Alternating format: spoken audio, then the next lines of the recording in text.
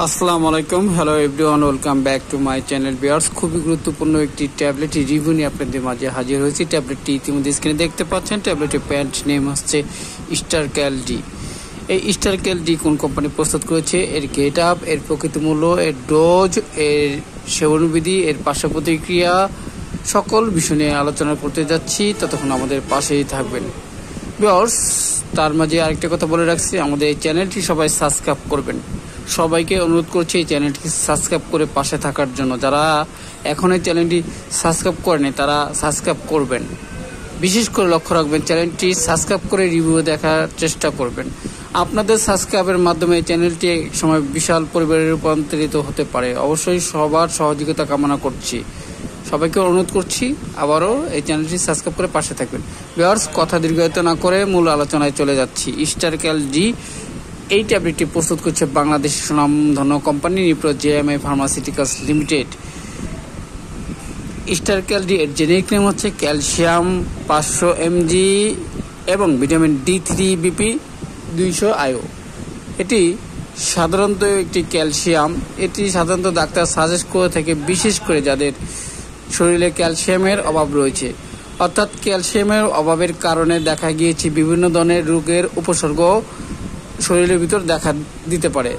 অনেকে দেখা যায় এই ক্যালসিয়ামের অভাবের কারণে শরীরে গিটায় গিটায় ব্যথা অনুভূত হয়, পায়ের রগ টান খেয়ে যায়, অর্থাৎ পায়ের রগ টান ধরে। এর জন্য এই ক্যালসিয়াম D3 মেডিসিনটি ডাক্তার সাজেস্ট করে থাকে। এছাড়া দেখা গিয়েছে যাদের বয়ঃসন্ধিকালে দেখা যাচ্ছে শরীরে হাড় খুবই চিকন এবং মোটা নয়, তাদের জন্য এই ক্যালসিয়াম স্টারক্যাল ডি খুবই চমৎকার ফলপ্রসূ হিসেবে কাজ করে থাকে।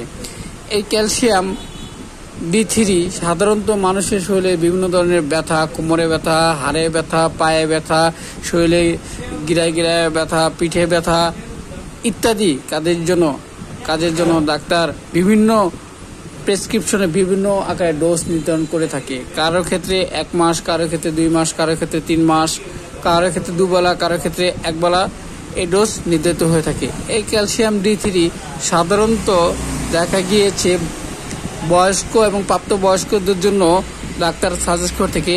বিশেষ করে দেখা গিয়েছে অনেকের পায়ের ক্যালসিয়াম শুকিয়ে গিয়েছে, ফলে দেখা যাচ্ছে অনেক ব্যথা অনুভূত হয়। তার জন্য এই ব্যথা থেকে মুক্তি পাওয়ার জন্য ডাক্তার সাজেস্ট করে থাকে। এছাড়া দেখা গিয়েছে বাচ্চাদের ক্যালসিয়ামের অভাবে বিভিন্ন ধরনের বিকলাঙ্গ হয়ে থাকে, অনেকে প্রতিবন্ধী হয়ে থাকে এই ক্যালসিয়ামের অভাবে।